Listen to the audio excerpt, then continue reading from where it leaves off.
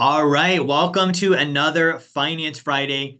Just a quick introduction. I'm Jerry Feta. I am the CEO and newly the CEO of a company called Philanthro Investors. If you guys didn't hear the announcement, my company this week, Wealth Dynamics, we finalized a merger with Philanthro Investors.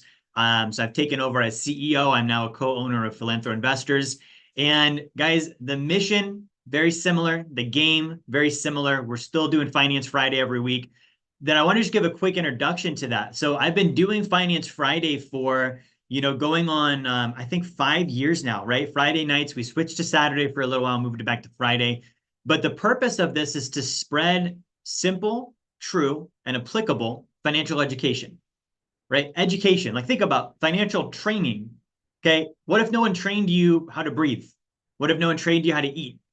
Right? Like financial training is such an important thing. So these Finance Fridays, we've been doing these for years now. And I'm going to continue doing these now as a co-owner and as CEO of Philanthro Investors. And the Wealth Dynamics brand, the Wealth Dynamics University, all of the services we do, those are still going to be there, but it's going to be under the umbrella of Philanthro Investors. Okay, so that's a very exciting merger. We literally just finalized that like Tuesday, Wednesday. I signed on as CEO. Our team has grown already. We're doing a lot more. And really, the key thing that this is going to allow us to do is to impact the world with what's called an impact asset, a socially conscious, socially responsible investment suite. Okay. And I'm not going to get into the specifics of that tonight, but if you think about Wealth Dynamics, we do a lot on financial training. Okay. We do a lot with the sacred account. Okay. We do a lot with helping people get up to the point of being an investor.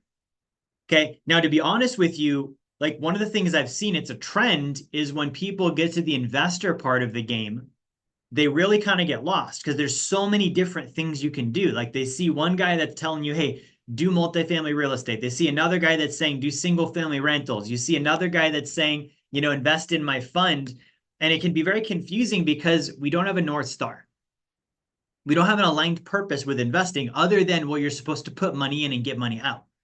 Right? Not very helpful. Like all of us know that if it's such an easy thing to do, how so few people accomplish and achieve that? Right? So the North Star, the purpose of investing beyond just making a financial return, with Philanthro Investors, it's going to be to improve and restore life essentials.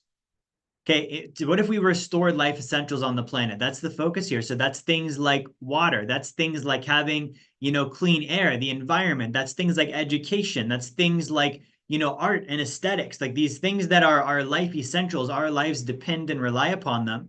What if we invested in assets that were socially conscious and restored that?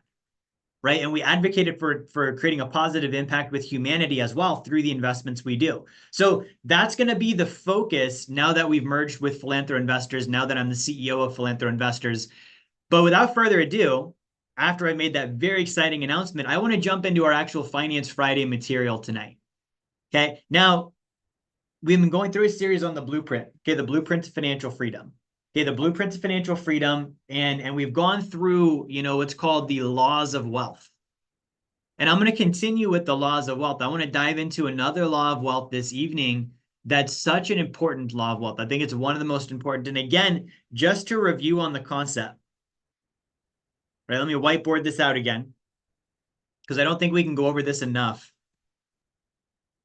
You've got all of the things you could know about finances, right? I've illustrated this before. All of these different dots are things you could learn about finances.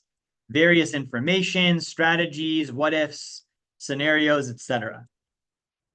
Okay, someone that's very analytical, they literally could get lost in this. I had a call with a guy today, and he has been lost in it. 10 years he's been studying and not doing with the information because there's so much out there. He's like, there's so many people that give advice, that do content, that have courses and books, and he's like, it's overwhelming, right?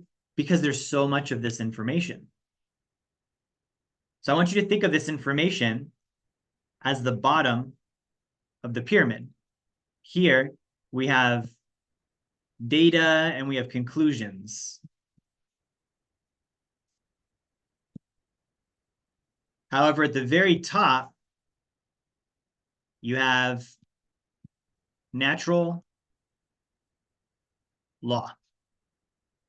right? And if you know natural law, you can more easily figure out and think with what would be the data and conclusions. You don't need to study each and every possible scenario to figure it out.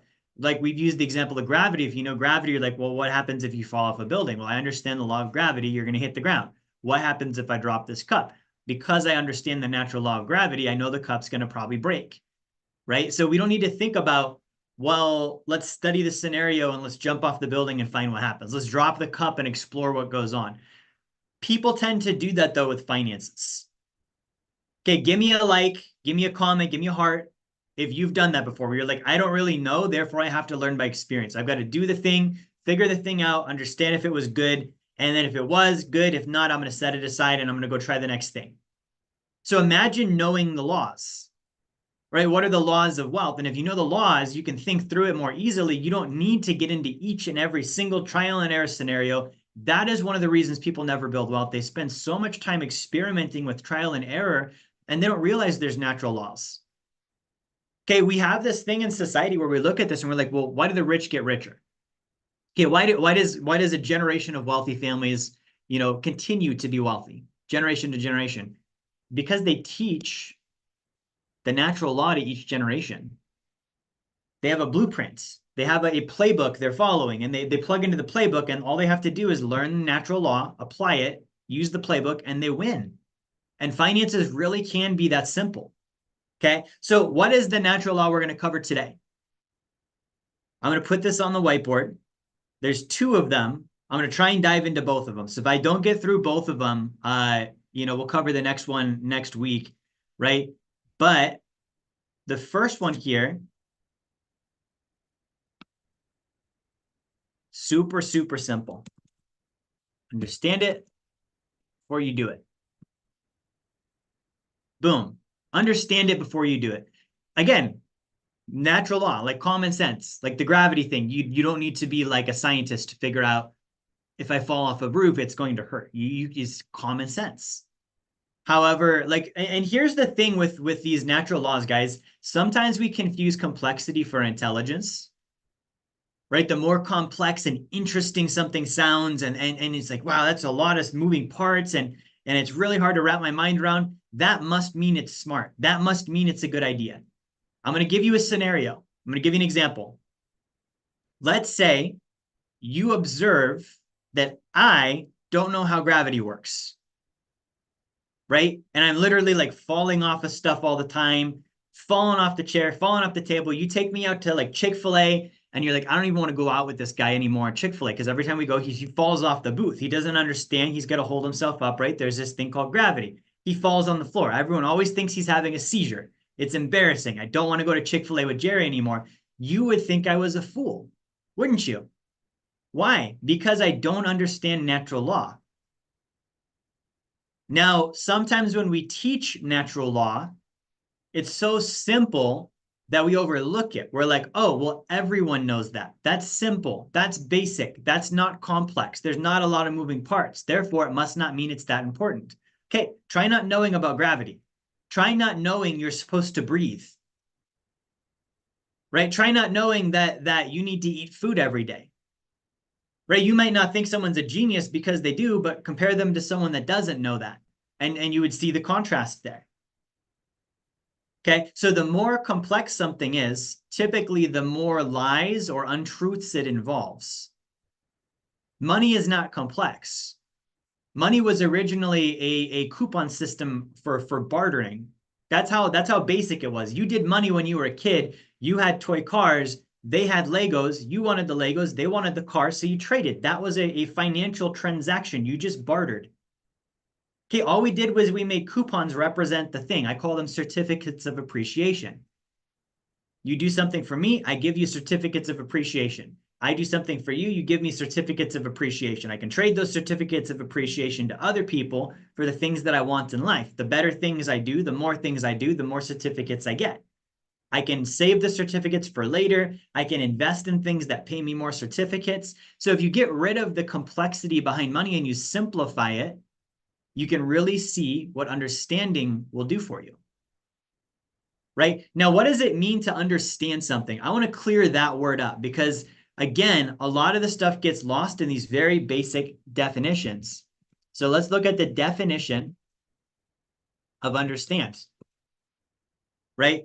To perceive the intended meaning of, to interpret or view something in a particular way, to be aware of the character or the character or true nature of something, comes from Old English, understand, right? So to perceive the intended meaning of, right? So think about with money, to perceive, to know the intended meaning of money. What did I just go over? The meaning of money. What does money mean? Money means there was bartering that happened underneath of it, represented by this paper. That's the meaning of money. It's a representation of barter, of trade, exchanging valuable things or services. That's all money is. We've gone over this on our course, I think a week or two ago, about earning income. It's like, okay, well, just do more exchange, do more valuable exchange with more people, and you'll end up with more money. Okay. To interpret or view something in a particular way, right? So that's more of like understanding, like in a viewpoint or a perception. Okay, there's a great phrase with this. When you change the way you look at things, the things you look at change. I'm going to repeat that. When you change the way you look at things, the things you look at change. So when you change the way you look at money, the way you look at money changes. The things you can do with money changes. The outcomes that you can create with money changes. Okay, let's give an example of that, right? So before I knew all of this stuff I know, right? I thought that money was a problematic thing. Why? Because my parents got divorced because of money. When I was 8 years old, we lost our house, we lost our car. My mom and dad got divorced. I was homeless, all because of money problems. And I knew it was money problems. My parents would fight and argue, and I knew it was about finances. Okay, fast forward to, I was my early 20s, my mom passed away from stage 4 cancer, and there was money linked up in that. We did all the retirement accounts and we did the investments. I was her financial advisor, and we built up the perfect plan, and then she passed away and didn't get to use it. So I looked at money as a source of trouble. Okay, that was my perception based on this definition of understanding. That was the way I perceived money. That was the viewpoint that I had. This is a problem. It's trouble. It's hard. It's difficult. It's confusing. It causes pain. All of this negativity associated with it. So then how do you think I looked at my money? I didn't want it. Like, think about this. Like, some of us guys, and this is funny because some of us are like, how do I get more money? And it's like, well, you don't actually probably want it. I didn't want it. If I thought it was a painful thing, it was a negative experience, why would I want it? Right now, I wasn't consciously out there like, I don't want money, but in the back of my mind, I had all this baggage. So I was like, why would I want this thing that's a problem? Right? I didn't look at it as an opportunity. I looked at it as, if I had it, it was a problem. It was stressful. If I didn't have it, it was also a problem. It was stressful. It was lose-lose either way. So my perception of money wasn't good. My understanding in that definition wasn't good, right? And then finally, to be knowledgeably aware of the character or nature of something, right? So this example, Picasso understood color. He has a special understanding of a thing, right? You could be like an animal whisperer. You have an understanding of animals. You can have that with money. When you have a deep, knowledgeable, like a knowledgeable awareness of the character of money. What is the character of money? What does that mean? This word character, right? We hear people have good character and bad character, right? So money is amoral, first of all. There's no good or bad. So, money, it's good, it's bad, it can make you evil, it can change you, it can't. It's amoral and it's inanimate. I literally want you to just think of money like your shoe. You can't be like, shoes change people. Oh, shoes are the root of all evil, right? No, you can hit people with shoes. That's you, not the shoe. You can't blame an inanimate, amoral object. So when you understand the true character of money, and you're like, okay, good, this thing, it's a resource. It's amoral, it's inanimate, it's going to flow power to whatever I use it for. No different than electricity or light or gasoline in my car. I wouldn't be like, gas is evil because cars cause wrecks and gas fuels cars. No, you can't blame an inanimate object. It's the person operating, it's the person using it. So money amplifies you into more of what you already are. right? And that's why, you know, with Wealth Dynamics, it's always been helping good people build more wealth and make the world a better place. With Philanthro Investors, same thing, right? It's creating wealthy philanthropists. What is a philanthropist? It's someone who wants to help, someone who wants to do good on this planet. We don't need a bunch more Scrooge McDucks. You know, we don't need a bunch more people that are the, you know, just take and at the cost of everyone else and not contribute. Like, we need people that are here to help. So that's the game. We're going to help you build wealth with the agreement that when we do that, you're going to help others. You're going to help the world around you. You're going to restore the life essentials. You're going to advocate for humanity. You're going to actually help improve conditions there, right? That's the agreement there. It's a pay it forward game. That's the true character of money. So we go back to this law of wealth. Understand it before you do it, right? There's a positive spin on this. Understand it before you do it. If you understand it first, you should, then you can do it. So how do we apply this? I'm looking at real estate investing. Do I really understand this? If not, probably shouldn't do it yet. Now, it doesn't mean never do it. It means understand it first, before, right? And here's the challenge I want to give you is do you really understand your investments? Let's say you've got money in the market. Do you really know? Let's just talk about the basic standard retirement account here. Clear the page off. We're about to get crazy. Okay, so you have a mutual fund.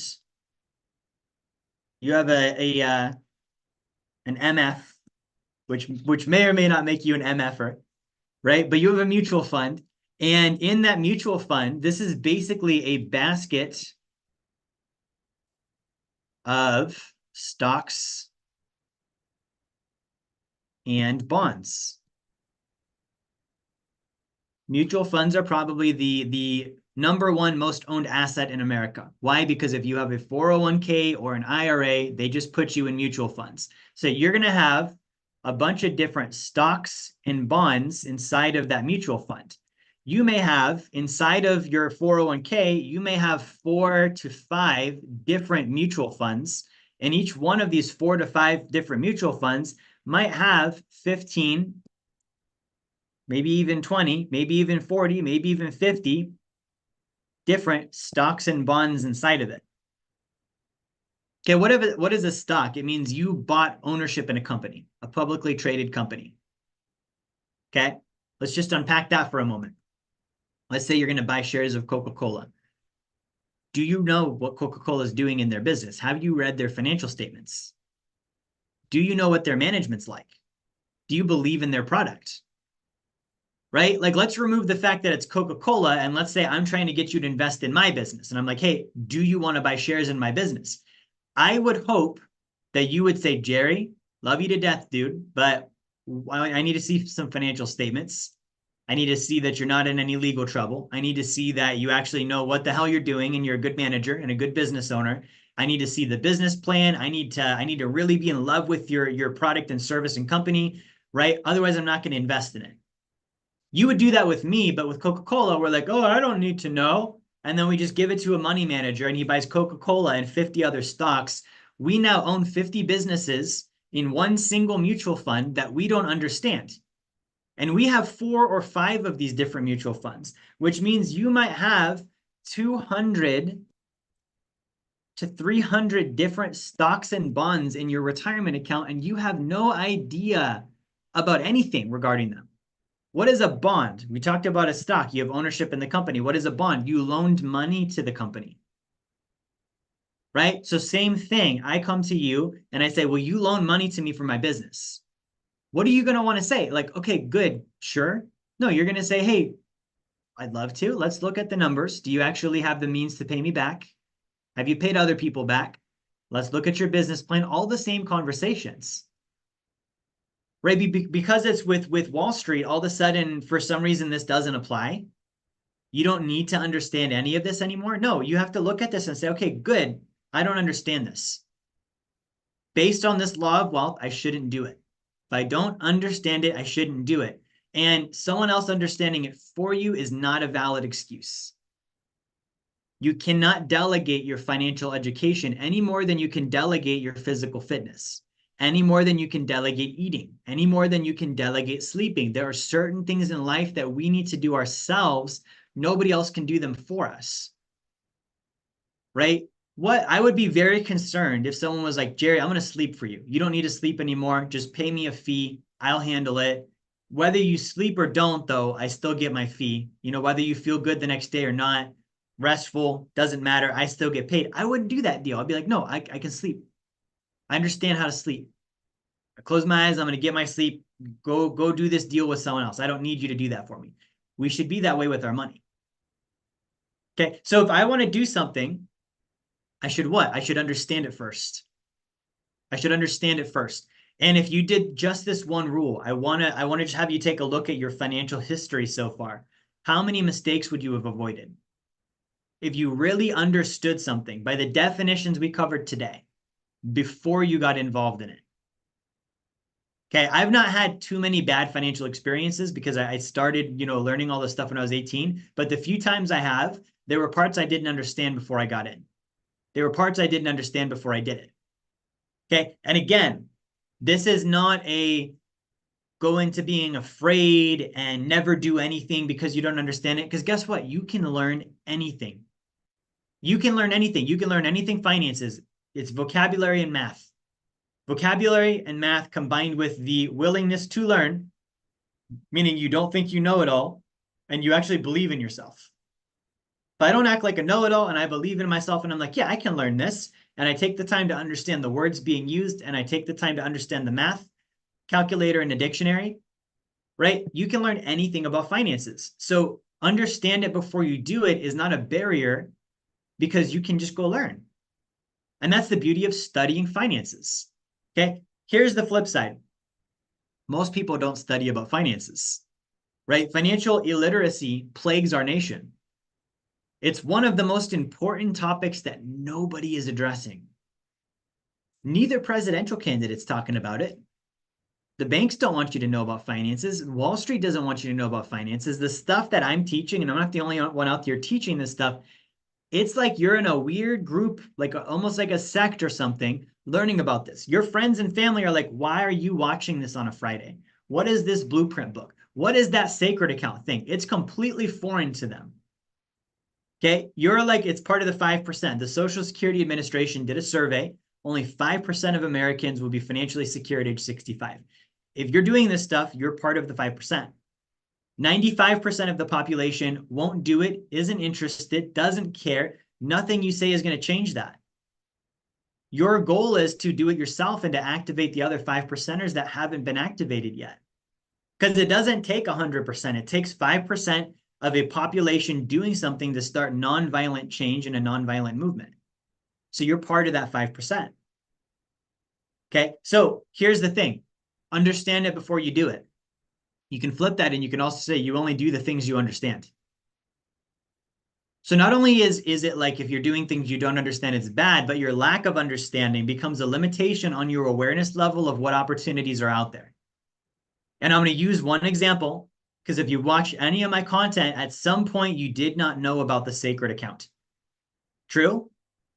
At some point you did not know that you could self-direct your IRA, right? Imagine what else you don't know. Go ahead and imagine it. There's things I still learn, right? I'm starting, now that I'm running Philanthro Investors, I'm starting to learn about private equity, angel investing, venture capitalism, right? These higher echelons of investing, and I'm learning stuff I didn't know, right? And if I didn't have the idea that I could know, that I can understand it, that I'm not a know-it-all, and I'm willing to look up the words and I'm willing to look at the math and see all of this stuff, right? That opens the door to my knowledge, which opens my awareness of more opportunities that I can be involved in. Your financial success is directly linked to your awareness level. And your awareness level is directly linked to your knowledge, and your knowledge is linked to one thing and only one thing: your desire to improve. That's it. The only reason someone learns something is because they want to improve. right? When you started really learning about finances, weren't you trying to improve? You were trying to like solve a problem or understand something more, weren't you? If you watch this webinar right now, live or on the replay, you clicked on it. Why? Because you wanted to improve financially. You're like, I'm here and I want to learn. I want to grow. Okay. So that is the thing. That's the very first domino, desiring to improve, that gives you the knowledge, that gives you the awareness level of what's out there, that gives you the opportunity to be involved in better and better financial strategies. Okay. That's all financial literacy, all of it. And there's a survey done that I like to share. The National Financial Education Council, they do a survey each year, and they surveyed that collectively Americans, when they were surveyed, lost $388 billion in a single year, just in 2023, due to the lack of financial literacy. Okay, now this is a funny survey, right? Because sometimes your awareness level isn't high enough to know what you're really losing. So the average person surveyed, they said, well, I feel like I'm losing anywhere from $500 to $2,500 per year, right? Okay, well, if I'm only aware of things like overpaying on taxes and credit card interest and, losing money in the stock market, like this is the scope of my awareness level. Now, let's say I learn a concept like, hey, I can put my money in a sacred account and it will grow and earn uninterrupted compounding interest for the rest of my life, even while I borrow against it and use it. And if I do that, I'm going to have an extra $2 million in net worth because of this, or whatever the number might be. And then I because I don't know about that, I don't use it. I'm not aware of that loss. See what I mean? I'm not aware that I just lost out on $2 million because I don't even know the thing exists, right? It's like I've got my blinders on. Okay, so that's very important. And I wanted to cover that tonight, and we're not even gonna get into the other law of wealth because I went on such a tangent there just on that one, right? But I really hope that point drove home with you. So as you see me start putting out more content on philanthro investors, right? And still talking about, the training and still talking about the blueprint and all the stuff we've been talking about. But I start now talking about becoming a philanthro investor, because at the very beginning of this training, I said, what I have observed is people get lost when they get to the investing step, because they're just chasing the rate of return because they think that that's the purpose of investing.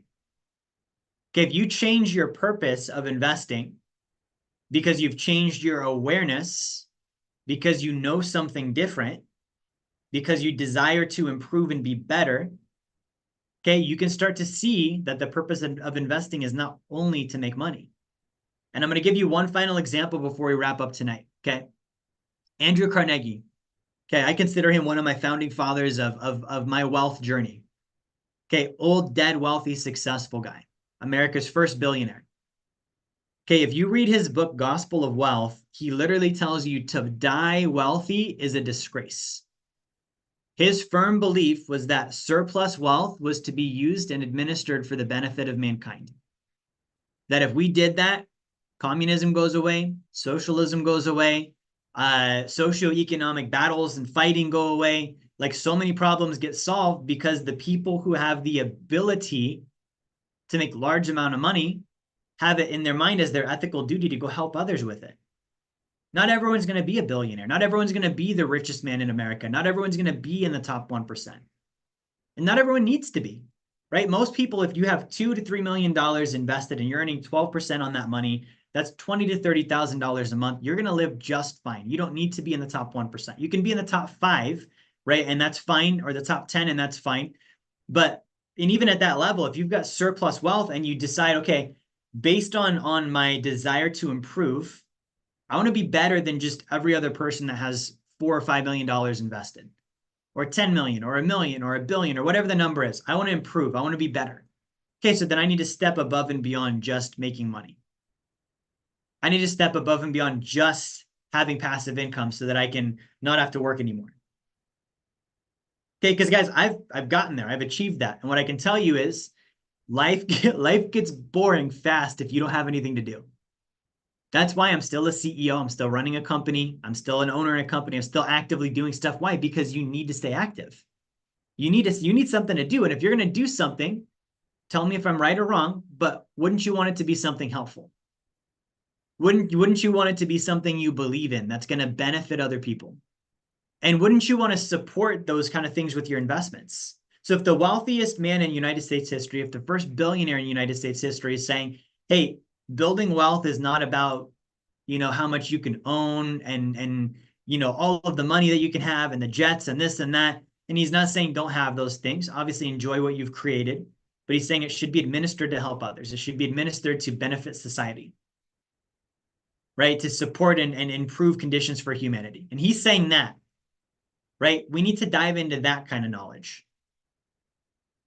Okay, and there's two sides to this. There's the building of wealth, side number one. Then there's the administering of wealth to restore life essentials, right? To help humanity, to improve conditions for humanity. And those are both different things, right? When Andrew Carnegie finally started focusing on administering his wealth to help others, that was a full-time thing for him, right? And so if you're focused on full-time with your wealth now, I'm financially independent and I'm just going to focus on, restoring life essentials, promoting human welfare, being that wealthy philanthropist, right? That Carnegie-esque type of individual, right? You're going to need to understand how to properly administer wealth to do that as well.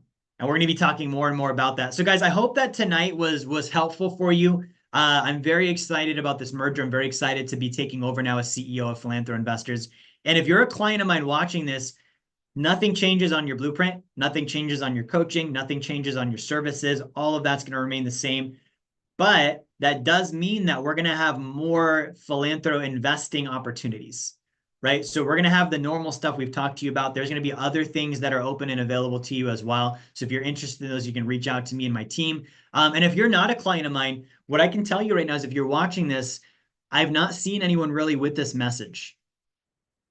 There's a lot of financial freedom content. There's a lot of passive income content. There's a lot of, get your FU money content.